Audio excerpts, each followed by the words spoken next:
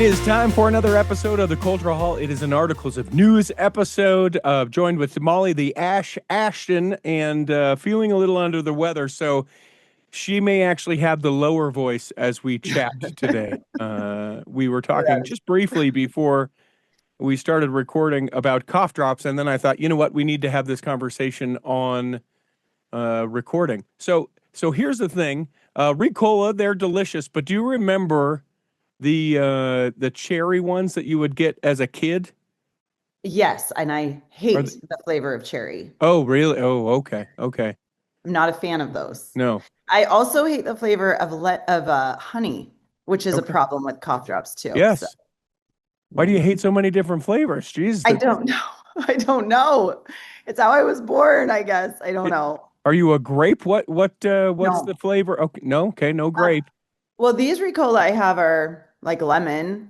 I don't know. They're fine. I remember my mom used to get these little tiny ones at like Macy's or something. I don't know if they were cough drops. Do you know what I'm talking about? They were all different colors. No.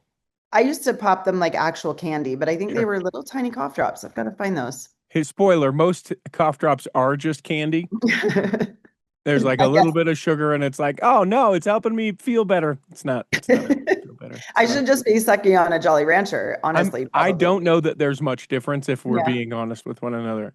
Have you tried, and I'm not the guy, though I have plenty of people in my downline, any of those doTERRA or I almost said Living Scriptures, but no, the Young Living. There it is. Yeah, they've On Guard. Have you ever tried any of that stuff?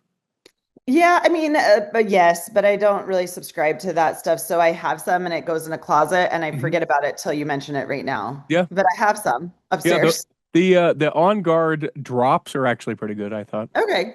I should look into it. I saw an influencer recently post about this spray. It's like has honey, something. And she's like, I take this every time I travel. I'm like, this is what I need. And so I got it and I've been spraying it in my mouth and it's not really helping. Well, because you hate the taste of honey. Yeah, it's true. Your body can tell. Yeah, it can. Yeah. It's rejecting it. It's your body revolting. It's like, we haven't traveled in at least days since you last were here. You came to town for the BYU football game. I did. Yeah. Nice. Go Cougs. Go Cougs. It was a great game. It was so fun. My daughter is completely in love with Bear Bachmeyer. So she's trying to get me to figure out how to get someone to sign something for her. And, anyway. She wants something signed from him? Yeah. Okay. I'm going to reach out to Jason, our CEO. He seems to have an in with them. We'll see. I don't know. You're going to go the Crumble Avenue. So she has a crush, but she doesn't want to meet him or date him or marry him. She just wants something signed by him. I mean, she would love all those other things. Sure. But first, and that would be the probably easiest one. But although next game, we might try to go stand down by the field. It is the last home game. So I bet they'll be out there. Maybe she can meet him and get a quick picture. I don't know. Yeah. And then they can share that picture from their wedding reception while they're doing a receiving line like only Mormon people do anymore. Yeah. Although, did you know? I don't know. I'm a huge BYU football fan. I did not know that he's not LDS. They're Catholic. The Bachmeyers are not? Yeah. They're Catholic. I don't know that I did know that. So we're watching the players. They all, the ones who want to go and kneel down in the end zone and pray, and they're all praying. And the last two to get up, she's like, "Oh, look at those two players praying together." And then they stand up and do the, the cross or whatever. And she goes, "Wait, that's Tiger and Bear." And she's like, "Are they not LDS?" And I'm like, "Of course they are." Sure. Because we heard so much about Jake Retzlaff last year being the Jew. We haven't heard about Bear the Catholic. Sure. But they're Catholic and very very staunch in their faith. They attend church in Orem every week at a Catholic church. Yeah. That's awesome. Who knew? Yeah, I didn't know. It's cool. Yeah, Bear the Catholic. There's a lot. It's a little harder with the BY Jew to make a BY Catholic. Or a rosary reference or something. Yeah, the Catholic bear cat. I don't know. No, there's something in there. There's something in there, but it's a lot harder than the BY Jew. But I did see that a BYU player was baptized on Sunday. I don't remember his name, but I saw that pop up on the BYU football Instagram, so that's pretty cool. That's awesome. Good for that player. Yeah, anyone that we don't know. Just no. Just he I think he's a defensive line. I don't know, but he Yeah, plays a little bit. He's yeah, not like sitting on the sideline. So that's great. yeah. And then their final home game is when? Who do they play? It's next week and they play, Central Florida Okay, and UCF. UCF, yes. And we actually went to the game in Florida last year. We killed them. So I imagine we'll do pretty well. I don't know. Sure. They play Cincinnati on this Saturday. Yeah, the Sure we'll- Fox Saturday noon Yep. thingamajiggy. Yeah. And Yeah. then everything in my feed is, will they make the college football playoffs? Well, there's Yeah. a road for them to. I don't know. And I've been seeing so much of like these commentators that are, why are you against BYU? Why are they not putting them in the playoffs? All the things. And I agree. Like, let's be nice to the BYU. Come We should on. be nice. These boys have tried very hard. They have a great record. Why are we not being nicer? And everyone that is like, it's not how it works. It's like, okay, okay, yeah, you're right. Good point. I Good know. point. We But should yeah, be nicer. So on Sunday in my Sunday school, first time I've been in Sunday school for a little bit. We did welcome the back. section 132, the Yeah. old polygamy discussion in our Come Follow Me discussion at church. How did that go? Well, it was an interesting experience, I'll tell you. I felt bad. The teacher, um, in true Mormon fashion, right before we started teaching, said, "Oh, I found out I was teaching 2 days ago." And I thought to myself, oh, I would have passed. I would have said, Yeah. I am not engaging in this lesson with only 2 days preparation. Please and thank you. Talk to you Yeah. later. Yeah. But she did well. She Good. she did well as navigated sort of through it. Here was the thing that I found myself doing. Um, because and I struggle with it because Sunday school is not the place, but also Sunday school is very much the place to have the discussion, right? Mhm. And Yep. so, like all of the typical tropes of like, well, I can barely handle being married to one woman. Why would I want to be married to, and we all sort of Yeah. chuckle about it, and it is true. Yeah. But it's also like a way to sort of dismiss it or like, well, I just have to believe that that's what it is, and sort of like and if you're having questions about it or this is hard for you, that's on you, not on the actual thing being hard. And Yeah. so, the teacher, what she had decided to do was, I guess it was like sections 126 through 132 or something like that, or what was to be covered. And she started at 132, and then towards the middle of the class, she said, "I'm going to move on from this unless anyone else would like to bring anything up." And so it was at that moment that I just sort of rose my hand and said, "I know we're moving on. So let me just go ahead and address a few things that I would like to say about this." And it was like, it's okay that if there are people in this room that it's super hard for, Hmm. it can just be hard and you don't Yeah. have to agree with this and you don't have to understand it and it can just be hard. And so yeah, I took the Good. opportunity to say that. Yeah, yeah, yeah. It was fine, but my one of my dear friends in the ward was looking over at me and she was like, "I saw you squirming so much." And I physically I was like, and this is a difficult thing for me with my wife. This is a difficult thing for me with like church like participation and things like that. And I say difficult only that it causes an emotion in me. But like when someone says something like, "Oh yeah, the church never did that," and I know the church in fact did do that, like it's Uh-huh. really hard for me to not be like, "Hey, so like we don't need to talk about all this, but the church did do that." Hmm. Just so we know, we can go ahead and move on. Or like, you know, in fun conversations with my wife when she'll be like, "I never said that." And I'll be like, "Well, I mean, you did say that. That's not the point of this conversation, But but it you did did happen. but you did say the thing that you're saying. Sure, we can go back to what you're saying, but you did it's a nearly impossible. I don't know if it's part of an ADHD thing or just an obsessive thing or something like that, but it is a thing where I go, well, that's not accurate. So let's address that that's not accurate real quick. Now we can move on and we can actually talk about what's maybe important. And Yeah. and sometimes Yeah. that gets me into trouble. So Yeah. yeah, Well, it's good. It's important to bring it yeah, up though. I guess. I'm excited. Big cultural hall announcement.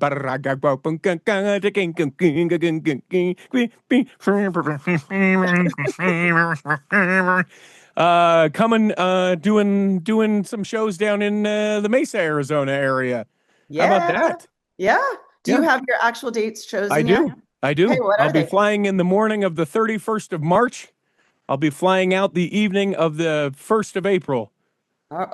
Quick. Yeah, yeah. Oh, it's a quickie. We're doing the Allegiant. There's not even a seat for you on the Yep. plane, kind of thing. Great. And coming into town, gonna go to the Easter pageant Yep. over there. Gonna do a like backstage tour, boop de doo, Nice. and gonna be part of the devotional that's there right before. Awesome. And then during the day on the 31st, there's going to be probably an opportunity for people to come.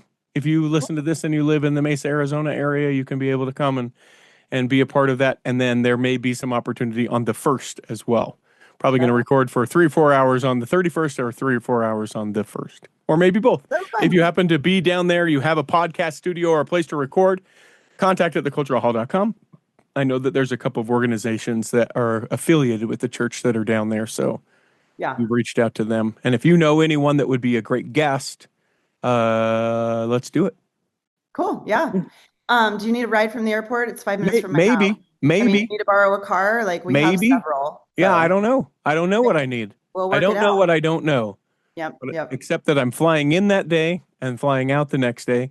All right. Weather should be good, and I'm seeing the pageant. That's basically it. Well, I will block my calendar if you need like a personal assistant, driver, tour guide for those Okay. 2 days. Well, I appreciate that. I don't know. I know Alan. Do you know Alan Collier? He's the one who sort of spearheaded this whole thing. He works No? something with. He's a previous guest of the Cultural Hall, and then he also is a fan as well. He's like, you're you got to come. So I Yeah. know he's sort of depending on tag teaming it with you, but I don't know what that means for him. Okay. And I'm sure that there are other people down there that would like to get together. So maybe a social. I don't Yeah. know.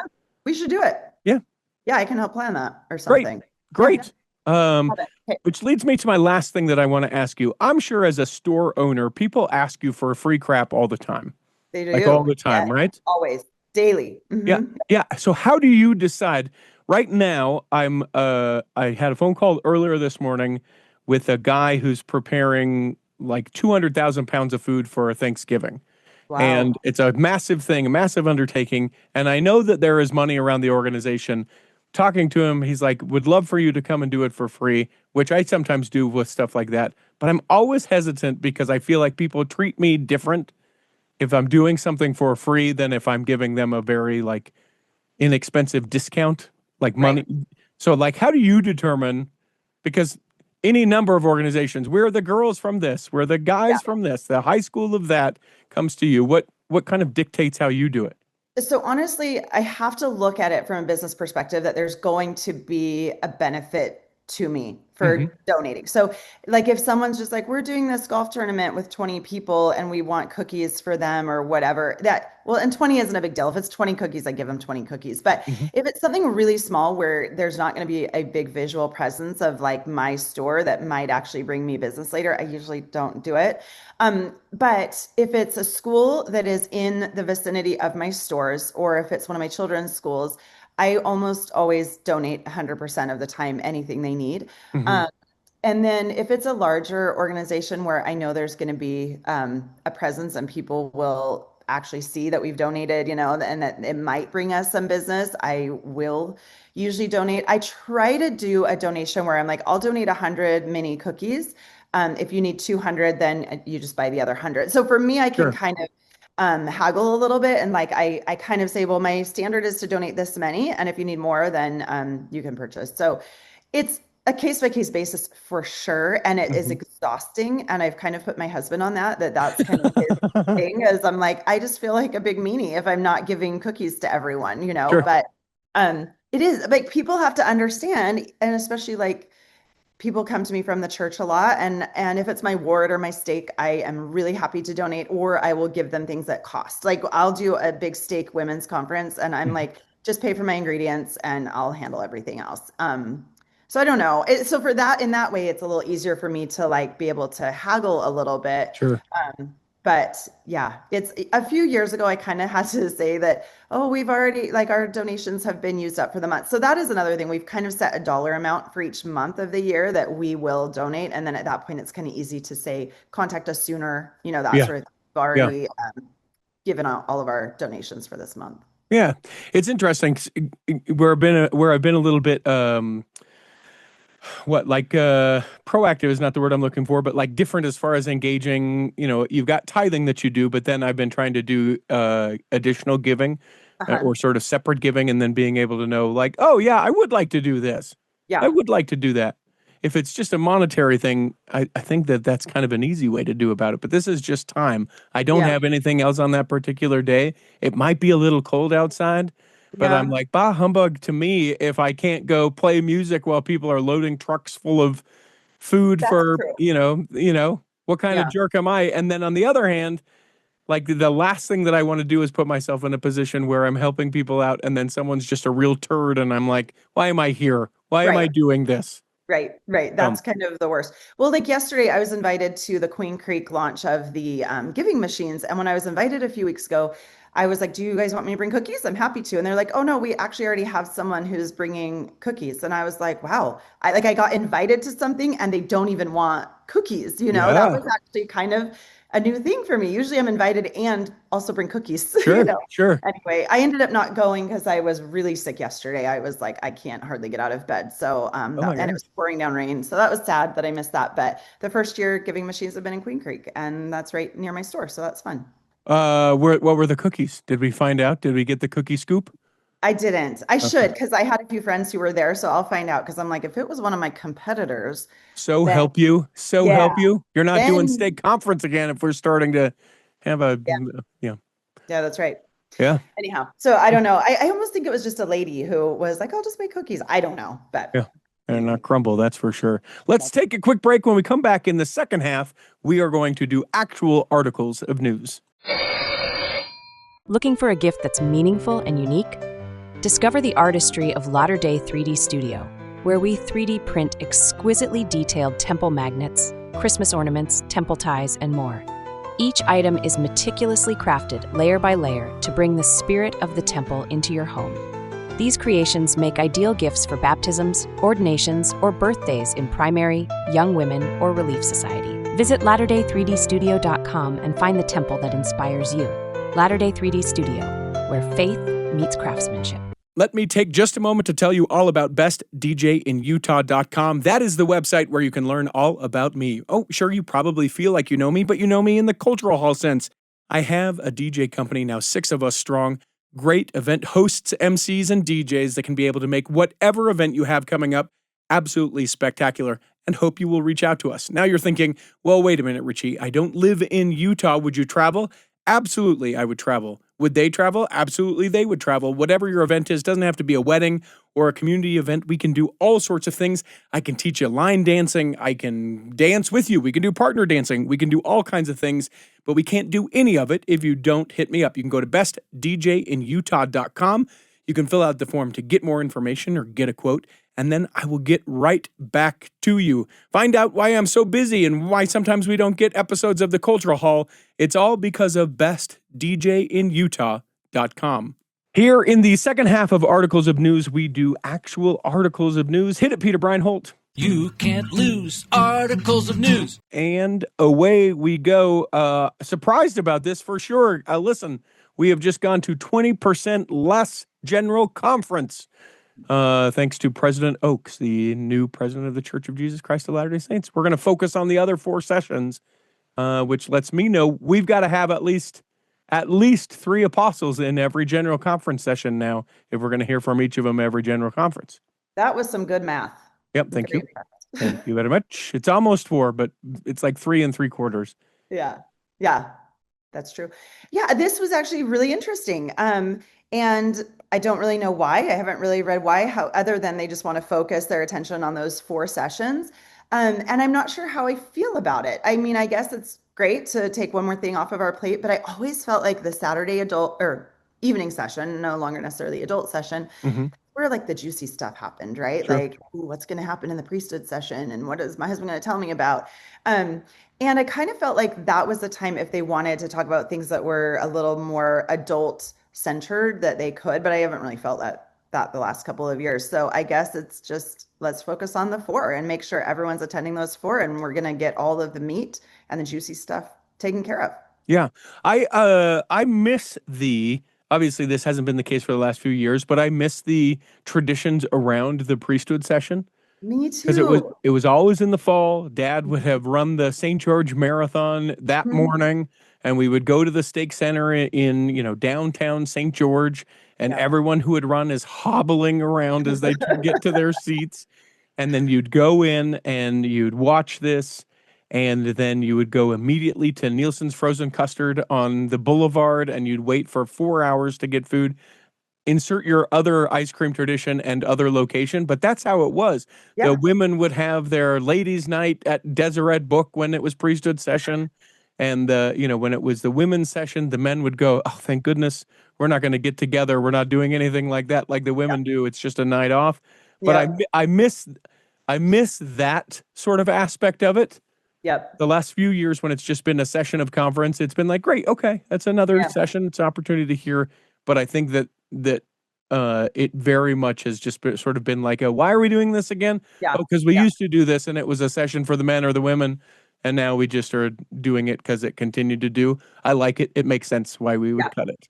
No, I agree. It does. It makes sense. Like you said, the last few years, it really hasn't been anything. Yeah. We used to go to the park. We'd have a play date at the park. We'd all bring food with the kids and the wives and, the moms or whatever. And then the husbands would go out afterwards. And it was so fun. I mean, great memories of my kids and their childhood. But Mhm. yeah, the last 5 years, it really hasn't been like that at all. So, I think it's interesting too when I think about the opportunities that we have to get together as members of the church, like that seemed like a pretty natural one to mhm. do, to come together for the priesthood session, come together for the women's session.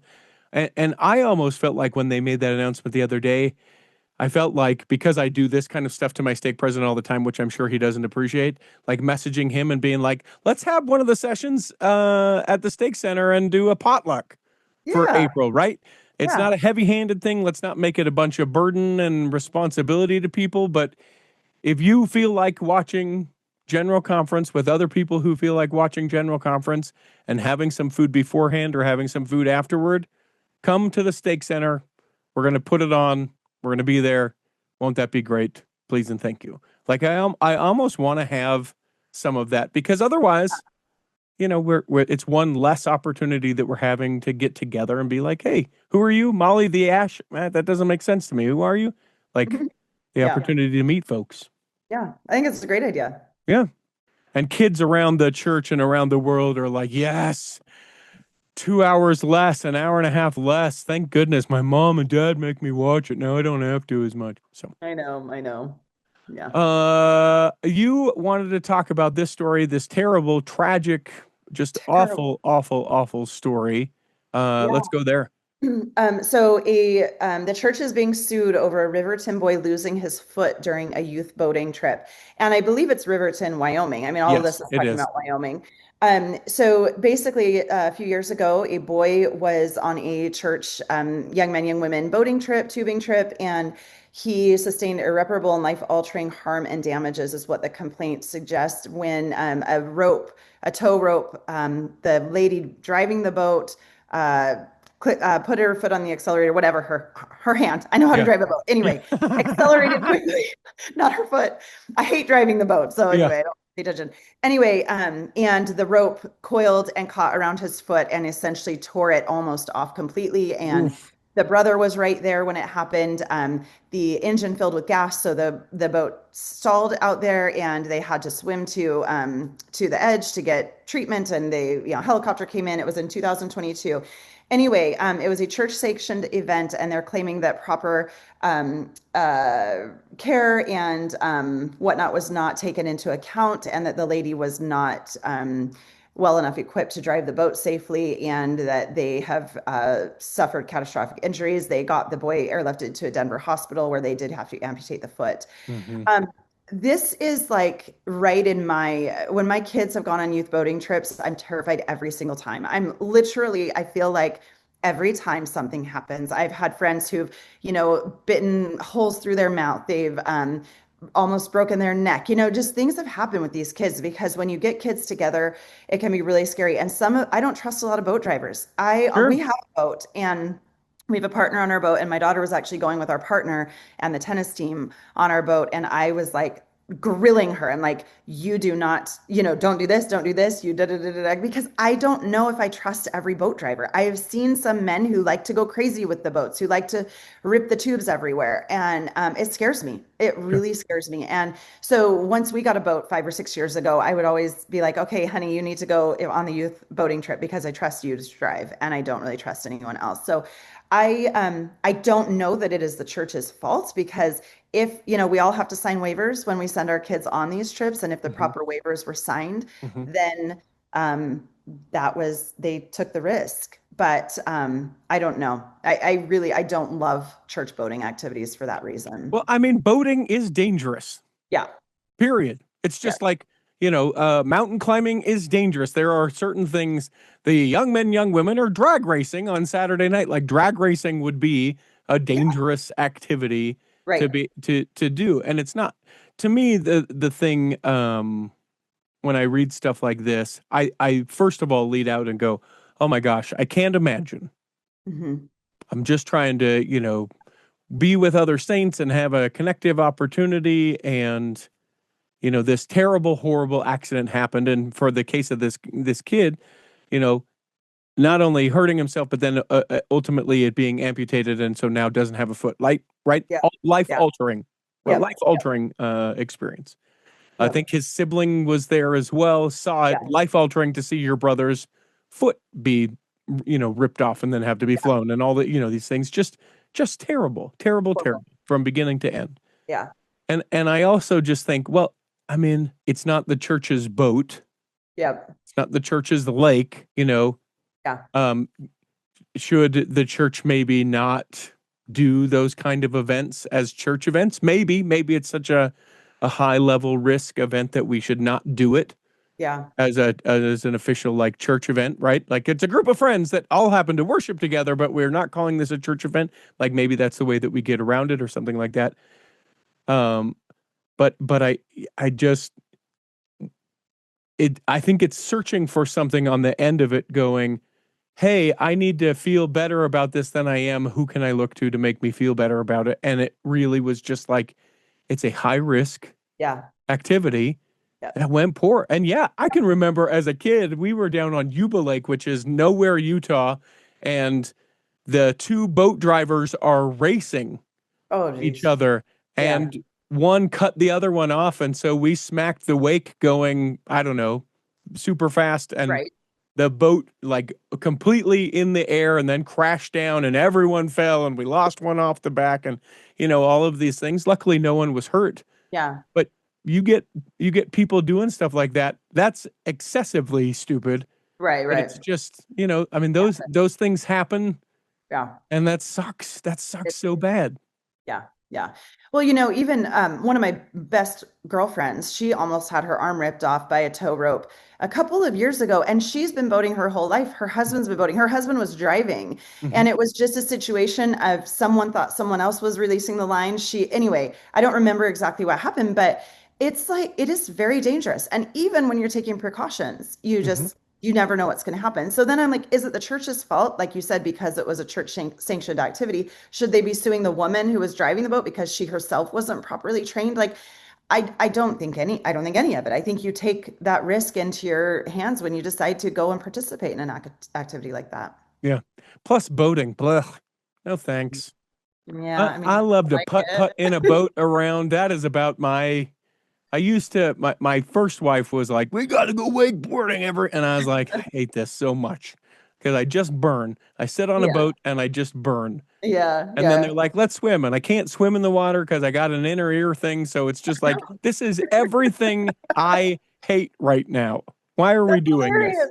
Have you tried wake surfing? Yes.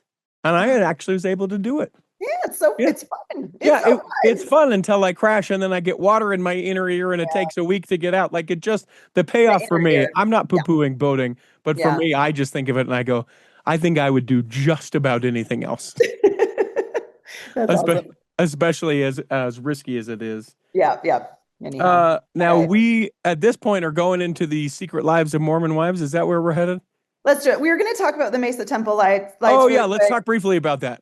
They turn on Friday, November 28th. And I was like, oh, the temple lights are back. And my daughter's like, they've been back for a while, a couple of years. And I'm like, oh, we haven't been. She goes, yeah, remember we went last year and we drove up, and a minute after we drove up, they all turned off. I'm Oh like, yeah. oh, yeah. So just for all of our listeners to be aware, they do turn off at 10 p.m. each day. So don't Okay. arrive at 9:57 like we did. Um, but we have my nieces are coming to town for a few days over Christmas, and we are definitely going to be hitting up the Mesa Temple Lights because we haven't been in a few years. And it is a beautiful display, especially with Salt Lake not having theirs really the last couple of years. There's an amazing exhibit of nativities with over 200 nativities from around the world. So it's definitely an activity to hit up this Christmas. Do they do concerts? Is there a place like an assembly hall or something like that where people can go and every night they have like the Queen Creek High School Choral Chorale is Yeah. performing, and then the next night it's, do they have a place like that? Can people come and see Yeah, like lights and then outside. Like okay. outside, they will have performers from high schools and stakes, I think. I don't Okay. know. It's been a few years. But yeah, Okay. I mean, there's nothing inside per se, but the weather's really usually nice. And I do recall that they have, you know, don't like quote me on that, but I think so. Sure. Yes, Sure. I'm sure they do. Every night there's a different performance, I think. So if I buy 100 mini cookies, will you bring 100 mini cookies? You bet I will. 100%. I'm That's there. perfect. Great, great, great, great. So the next little bit is going to Okay. be all about Secret Lives. Now, I have thought about this. So people that don't care about Secret Lives, this is your sort of warning. Come back at the end of the episode if there's time. We will get into other things. I have now seen all of the episodes of Secret Lives of Mormon Wives. We may get into Surviving Mormonism, but Secret Lives season 3 is where we're going right now. I don't know if I don't know if we recap it because that doesn't seem like what we want to necessarily do. Maybe there's Yeah. some points within each of the of that season that are worth noting. I found some pretty particularly discussion worthy moments that I want to make sure that we bring up. But it is out. It is being hugely received. There will be a season 4, though I'm not positive that's been announced, although it's been filming. Um, where do you wish to start? Well, can I just start with this quote from one of the articles? This is someone who was able to preview all of the episodes of The Mormon Wives before it was launched. And this article she wrote is quite funny, but I'd like to start with this as an introduction. It says the soapy reality show is a perfect mirror of Americans' strange cultural moment. In 1827, a farm boy from rural New York named Joseph Smith claimed to have dug up some golden plates inscribed with an ancient text, which he then translated into English, which he then published as a tome called the Book of Mormon, which then became a religion. And 2 centuries passed. And because of all this, we may now listen to a group of beachy wave ding dongs on television explain that their faith prohibits them from drinking alcohol, which is why they instead do ketamine. Um, I just thought how funny that that's like the juxtaposition of, yeah, like here's where we were 200 years ago to now. Quite interesting. I don't know. I watched all of the episodes pretty like within 2 days, and there were a lot of interesting things. What is frustrating to me though, as a viewer, is that most of the season was the lead up to launching season 2, which launched 6 months ago. And, they did the whole launch party and they did all their press in LA and all of that with all of the drama mixed in. And I'm like, I just want us to be more like current. Can we just Mhm. get current? Because we already know all of this stuff happened and whatnot. But a few things that I wanted to point out, and I would love to know what you wanted to talk about Sure. specifically, Richie, as well, of course. But the big storyline was Hold on, Jesse. hold on. Yeah, Spoilers, anyone. If you spoilers. have not yet watched it, we are about to spoil the heck out of this. Okay, Yes, go we ahead. are. Yeah. So the biggest storyline was Jesse's affair with Marciano from is he from Vanderpump or Yeah. the Vanderpump Villa. yeah, that's right. Yeah. That's right. And I guess when I think of an affair, I think of like they're sleeping together. It's a full-blown thing, but they didn't actually sleep together. Marciano had told what's her name? Layla in season 2 that he slept with Jesse. Well, it turns out he then admitted in this season that they didn't actually sleep together. He thought maybe they did, but now he's like, yeah, probably not. And Jesse admitted that they did kiss twice and they had an emotional affair going on. Mhm. And so that was a huge part of the storyline, and not okay that she did any of that, but apparently she and Jordan were separated at the time, but then got back together. And then while they were together, she then admitted to him that this happened. So then they took a 90-day separation. And in that time, Jesse talked a lot about how Jordan has kind of been a little bit emotionally abusive to her throughout their 5-year marriage. Mhm. And so that was, I don't know, the biggest storyline, I guess. It wasn't quite as horrible as it seemed, and apparently maybe Demi also had a bit of an affair emotionally with Marciano. That was a really big part of it because Demi's kind of been on the outs from the ladies. And anyway, that was, I don't know, what did you think about that storyline? Yeah. So to me, I thought a few things. One that they constantly were pointing out is that, like, when stuff like that happens, what matters is what the two people that are involved with it think about it, feel about it, and everything like that. Lots of people have opinions, and I know, Richie, it's on a show, so we're all, of course, going to have feelings about it. Yeah. But like when they start to talk about Jordan being abusive, and there's like some reference of like, this is the controlling men of the Mormon church. This is the way that men, that we've got a patriarchy, all of these things. And I'm like, okay, so this is a poor example of this individual treating another person Right.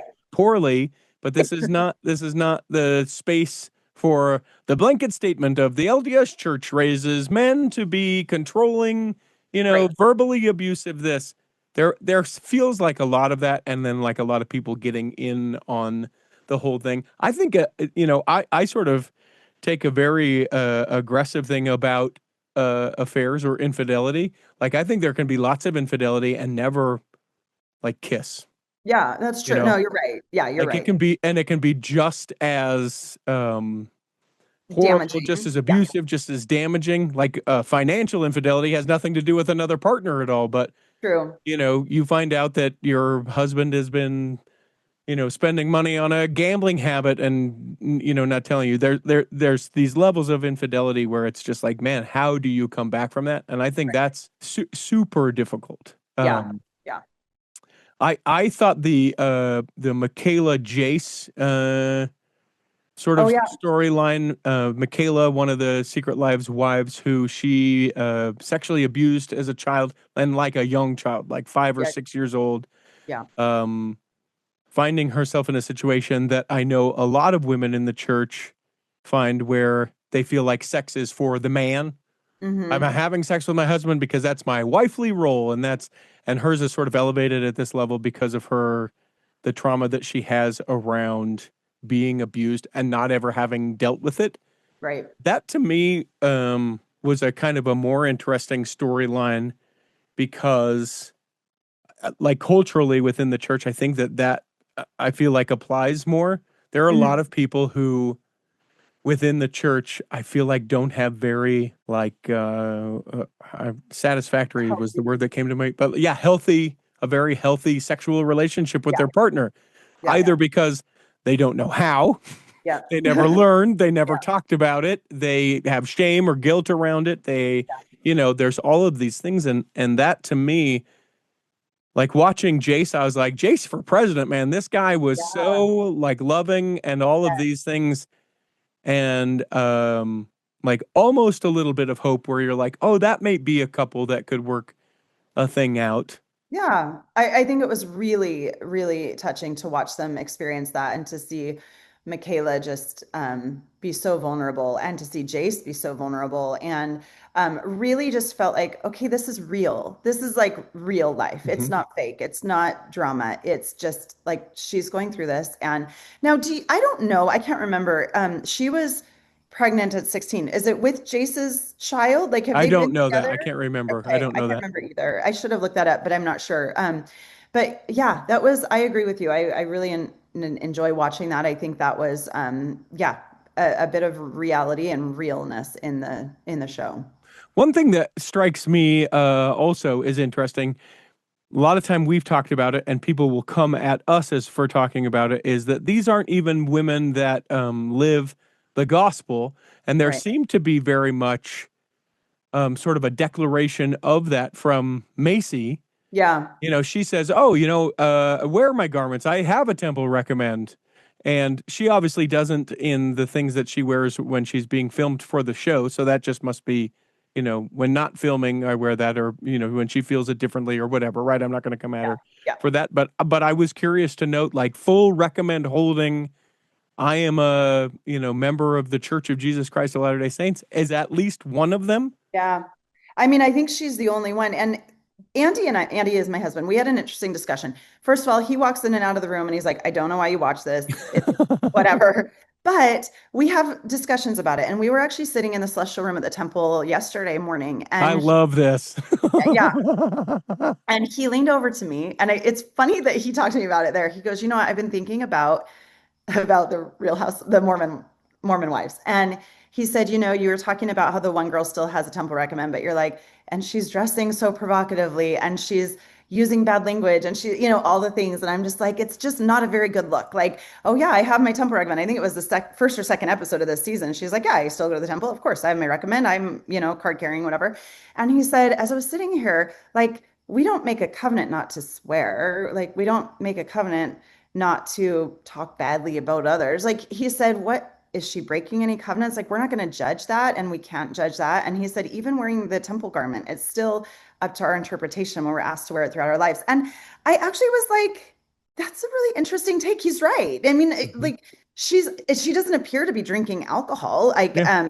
and so it actually just made me go, you know what? You're right. I need to be a little bit less judgmental. However, there's still going to be that part of me that is like, do my friends think that like behind closed doors, we Mormon wives are acting this way because Right. it's not Right. happening? But she could see this, Macy could see this as like this is her acting gig. And when we act, we're not necessarily wearing our garments because what costumes we're asked to wear may Sure. not work that way. But I do find it interesting, Richie, like on all of their interviews, they go to the chair where they're interviewing. Almost all of them are wearing very revealing dresses. It's like, I don't understand why. Like, why are we wearing dresses that are showing half of our breasts and our cleavage and it's revealing? Is it for our own good, like for their own good, or is it to appeal to the audience? I just think why? I don't know. And it's funny because in the same article, the lady said it's practically mandatory to be both slutty and pregnant at the same time. And I was like, she's kind of right on that one, Sure. right? Sure. Like, so I don't get it. Are we just, I don't know. Are we putting Yeah. that all out there for the people? Yeah, the joke in me wants to say from watching the episodes, it's about empowerment and about supporting other women. That's why, like, every time they get into their mom talk is supposed to be about empowerment Yeah. and supporting other women.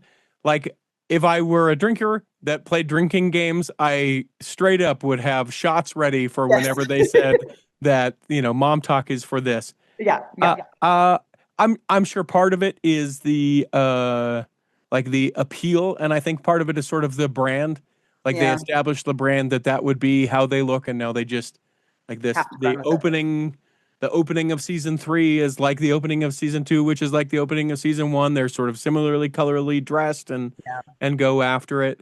Yeah. Um, the whole Demi thing is a disaster.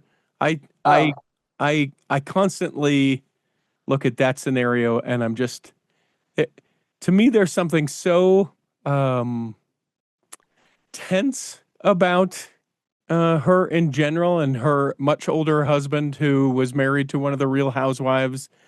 He played football at BYU back in the day. Like, it. I don't want to judge other people's relationship, but I'm just like, what even is this? This doesn't make any sense to me. And the right. interaction there is just uncomfortable from beginning Mhm. to end. Yeah. And Layla, I felt so there's a storyline with Layla who is uh she I don't her Mi- father is black and her Yeah. Mixed mother is race. white, mixed race, Mhm. and talking about fitting in Utah. And I Mhm. feel terrible for Right. that for her. She Yep. converted as a teenager, I think. Yep. Um and And she said she didn't know about like the blacks not holding the priesthood till several years later, and that right, really rocked her. right. I like that to me is an interesting storyline. And the thing that I would really love as I watch this, I would love to be able to just sit with Macy and say, let's talk about like how the church is like in your life, right? Let's talk Yeah. about this. Layla, let's talk about this really. Unfortunately, you're not ever going to get those things of big substance because most people don't want to sit and watch an hour long of Layla discussing being a mixed race person in a mostly white state with a mostly white church. You know what I'm saying? Yeah. Like it's all of those things. But that to me, there seems to be so much more to all of this. Yeah. But you just get the I hate you, you hate me. Yeah, you bet. Empowerment. Yep. Yeah. Drink. Yeah. Drink. Yeah, exactly. The empowerment thing, it makes me laugh. And I have a note to myself, like who actually watches mom talk on TikTok? Like I don't understand the draw of seeing these women do a little dance and a little whatever. I'm not a TikTok person. I don't even have it on my phone. Mhm. But my kids will show me some TikToks that are funny and fun, and I don't know who's watching mom talk. However, the Secret Lives of Mormon Wives, they say in one of the articles, it said that it has taken over Hulu, like Bravo. It's like the Kardashians are gone. Like this is even more sensational and more widely viewed than like the Kardashians have been. And so it is a big thing, and it will probably continue, and it'll continue to be um, drama filled. I thought, what I thought was interesting is Whitney's storyline in this. So in season two, I actually was like, in season one, she was the villain. Season two, I kind of felt like, oh, she's just kind of there and just kind of hanging out. Well, the end of season two, she kind of broke ties again with them. And a lot of this was talking about her being on the outs, she and Demi being on the outskirts and not really being a part of it. And then she came back into it really just to get on Dancing with the Stars, is the way that they portrayed it. Mhm.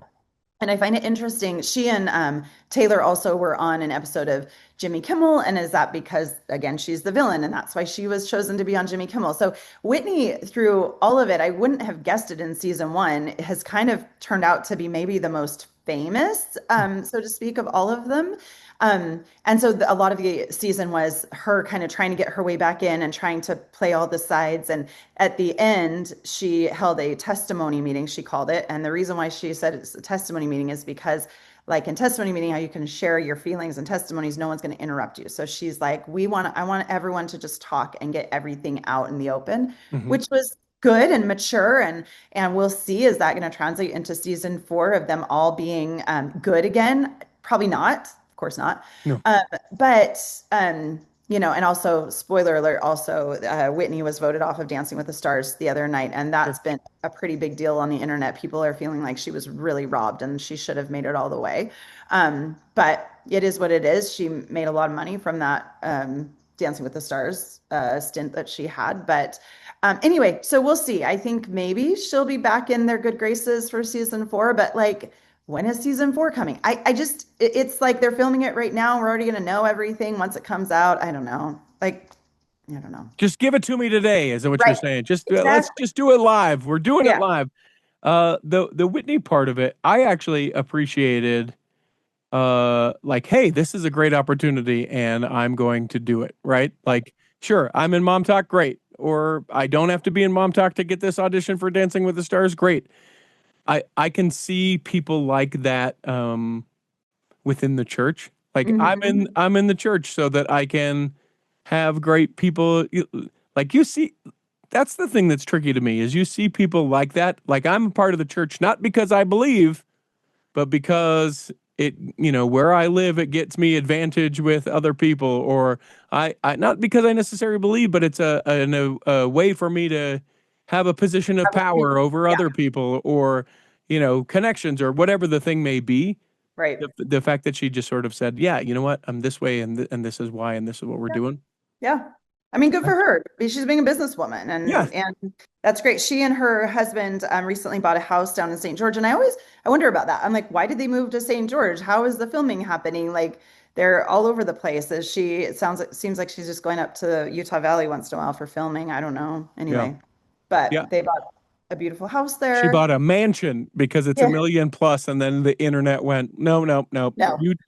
Utah, $1 million is not a mansion. It is Right. probably 3 bed, 2 bath, a Yeah. reasonable footprint in the nice community. It looked like it's sort of out by Ivans, kind of out by Tuacahn, based on Yeah. the And look at their backyard. It said it's in Washington, so I think Oh, it's okay. actually not quite near anyway, but similar. But yeah, it said it was like 4 bedroom. I'm like, oh, that's not that big. That's not really a mansion, but good for her. Yeah. I mean, she's and her husband, I didn't realize this. He's like an investment banker or something. I don't know, works with some company in Dubai. So he's actually working too. It's great. Anyhow, but yeah, I mean, interesting. I'm all about the drama. I just think it's just entertainment to me. It's Hmm. like entertainment, and I roll my eyes, and I hate all the swearing in it. That actually really bothers me. I'm just not. I don't hate if people swear, but like, why do we need to be using the F word Yeah. so much? Really? Okay, and we didn't talk about Taylor and Dakota's storyline. So, um, Taylor and Dakota had a little moment where they got back together during one of the episodes, and she was kind of feeling like, oh, maybe things are good. Like, and actually, there was one moment where Dakota came to pick up their child and take him to church. I'm like, oh, that's sweet, that's cute. He's trying his best, and then the next episode they slept together.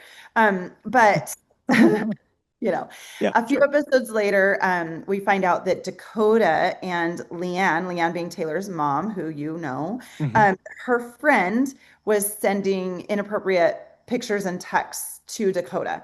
I'm going to be honest with you, Richie. I feel like this was blown a little bit out of proportion. And it sounds like it was more Leanne's friend that was doing the sending of pictures, and Dakota was like, okay, stop, like we need, like, I'm not doing this, and she like invited him to come over. They never got together. Hmm. And he apparently put a stop to it, and yet they're making them both out to be the bad guy. I mean, none of it's appropriate, right? Sure. But he and Taylor weren't together, and I guess this woman found a time for her to like send him pictures of her in a swimsuit. um I don't know, but I felt a little bad for him, because in the last episode Taylor was wanting to bless their baby, have her father do the blessing. And Dakota was not approving it, because he was like, I don't want this storyline brought up in the show. I don't want anything to do with this. And if you bring it up and drag my name through the mud, like, I'm done. Like, I don't want anything to do with this. So he wouldn't sign off on the blessing. So instead they did like a blessing of comfort for the child. The Hmm. father did that. But I don't know, that storyline just, I don't want to like be on Dakota's side necessarily, or her side. I just am like, they were both in the wrong, but I don't know why you're like making him out to be this awful, awful person. I don't know. I don't know. Sorry. I don't know. That one of the things that strikes me, because you have the Jesse thing, you got the Taylor thing, you've got a lot of people that look at Whitney and her husband's relationship, the fact that Layla is single, all of the things. I don't know that there's enough money to make it worth it Yeah. to do it. And not to say that like they wouldn't take $1 million an episode or something like that. Of course they would, Right. but like this in a big general, this is what is so difficult for me when you look at like influencers. Mm-hmm. Like Mm-hmm. I think it's super cool, right? To be Yeah. able to be like, hey guys, buy this shampoo because it's great and that's why my hair looks so great and that's how I'm making my money. Awesome. I'd love Yeah. that. I would love every bit of that. Yeah. Yeah. But I just think it's it's just got to be an unhealthy way to like lead a life. So the Right. ability to be able to compartmentalize and go, I am doing this right now because this is the thing that this does, and then be able to completely shut that down and then just be with your spouse or be with your kids and just be like a normal person. Yeah. It would be hard. I just don't know that. Yeah, I don't know that it can be done. And maybe that's just like fame elevated, but it almost seems more than like, you're Tom Hanks in movies, right? It seems Right. more because that's like he's in a movie, he's great. If I ever saw him, I'd like to be like Tom Hanks. Seriously, all the best films were Yeah. you. Thank you so much. But he's not constant. He's not always in the Yeah. eye of all that. And so I was thinking about it, and there's a certain level of like sadness that I have I for them, know. especially where they've made like their lives contingent on doing this. It's Right. like, I don't even know if I want to be in this anymore, if it's going to be like this. And it's like, it's going to be like this. Yeah. That is Yeah. what this is. Yeah. Are you Yeah. ever going to get healthy? Maybe, but Yeah. probably not if this, and not even those women, or not even that particular, like being that. I just think it's got to be so difficult to be like, I am a person. And Mm-hmm. also I do this. I think Mm-hmm. people Yep. conflate it. Ugh, Yep. Agreed. Anyway. bad and hard. Yeah, it is. So it's entertainment. Yeah. Everyone watch it. Yeah. one after another. And to the people that go, I don't want to watch it. I think it's a poor representation of my faith. I think it's interesting enough to at least see like how hairs are split and Yeah. know that there are plenty of people in your congregation that are also like, yep, I'll Yep. do that today and that tomorrow. And that's perfectly fine in the way that they arrive at it. So, Yeah. yeah. Yeah. We'll mention it briefly because we're pretty much out of time, but the Surviving Mormonism 3-part series over on Bravo, hosted by Heather Gay. Mhm. I only got to see the one episode. You've seen all three. Mhm. Tell me what you think about it. I'm going to give you my quick, high level. Here's how I feel about it. I actually really like Heather Gay. I like Mhm. her on The Real Housewives of Salt Lake. She's probably one of my favorites. I liked her book, Bad Mormon. This made me view her very differently. And I felt like she really is saying Mormonism is a cult. I can't believe I was ever in it. I can't believe I served a mission. I mean, she's like trashing it. And I just feel that makes me sad. I just feel like it did bring good things to your life. And I get it. Bad things have happened to good people within the LDS church. There has been abuse. There has been, the three stories. The first one was the guy who used to do the conversion therapy, and he then came out as gay. And then another one was about a gay man. And then another one was about two sisters who were horrifically abused by their father, like horrific. Okay.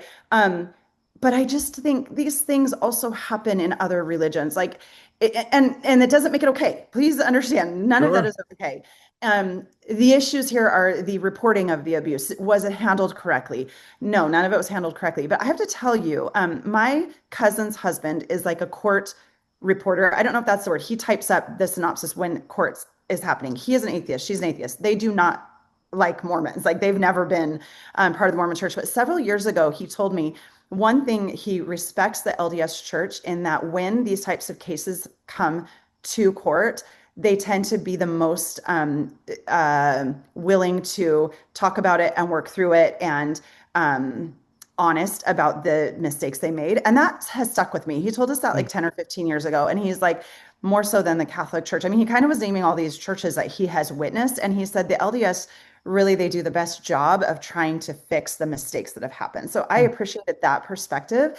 And so watching this, I lost a little bit of respect for her. And that makes me sad because I actually really have liked her. I'll continue watching Real Housewives of Salt Lake. And Sure. I'm interested to watch more episodes of this if they do bring out more because I don't know. I like to be engaged in this sort of thing, I guess, to just know kind of what's being talked about. And but these people, I mean, these sisters, their story, if you watch it, it's really awful. And she also interviewed Dr. Julie Hanks and John Dehlin. Neither of their stories actually made the show, but they are on the extras on the Peacock app. And I watched those. And I actually felt like maybe it would have been good to interject their Hmm. interviews into this rather than just the stories with these people. I mean, John Dehlin and Dr. Julie Hanks have both left the church, but I appreciated some of their perspective. But I just don't like it being called a cult. And I think that that's unfortunate that she definitely is like, yep, it is a cult. And that was disappointing. It seems like, and maybe this is a conversation for an episode of the Cultural Hall where we get in a professional or specialist or group or something like that. It definitely seems like there are different like phases, um, maybe of mourning where it's like, oh no, I'm fine to not be a part of it, and then there's like oh, I can't believe I was a part of it, and then it can become or elevates into the anyone who has anything to do with that organization is the worst in the world, and I can't. And I just, I mean, I don't know that I understand it fully. I Mhm. suppose, if you get to the point where you are like, this group is a cult, you feel like you have to say something in the same way, maybe that because we feel like that it is the gospel, the church restored, like that we Mhm. feel like we have to say something because we have something and we need everyone to know it. I wonder if it isn't, I mean, it's completely, 180 degrees different from that feeling, but I Yeah. wonder if it isn't just like, oh, I can't not share this. And because we, are believing people who stand on the opposite end of that, just that becomes so offensive to us because it's like, no, that isn't my experience. I haven't had that. People aren't that way. You're broad brush painting all of these things. Like, I wonder if it isn't just that for those people. Yeah. If they truly believe, or if that changes anything, if we can Right. believe that like they truly believe that it's a cult and that it will truly ruin their lives, well then of course they're gonna Yeah. tell everyone that, because to not say something, like there's some level of integrity on their end if they weren't trying to warn people. But Yeah. I don't know. I don't know Yeah. that I can get all the way there. Yeah. I'm not sure. Yeah. But anyway, it was an interesting watch. So Okay. Surviving Mormonism over on Bravo TV. All right. Well, that will do it for this episode. We hope that this episode has nourished and strengthened your body, and if you weren't well enough to listen this week, you'll be well enough next week. and that when the time comes, you will be able to travel home in safety. In the meantime, go Tar Heels, Chocolate Cake Bites Podcast, Alpine Lakes Travel, Debbie Wanless, The Tiger with a U, and Latter Day 3D Studio will be saving a seat for you On the back row of of the the Cultural Hall. Save me a seat, it's sure to be neat. On the back row, we really gotta go on the Culture Hall show.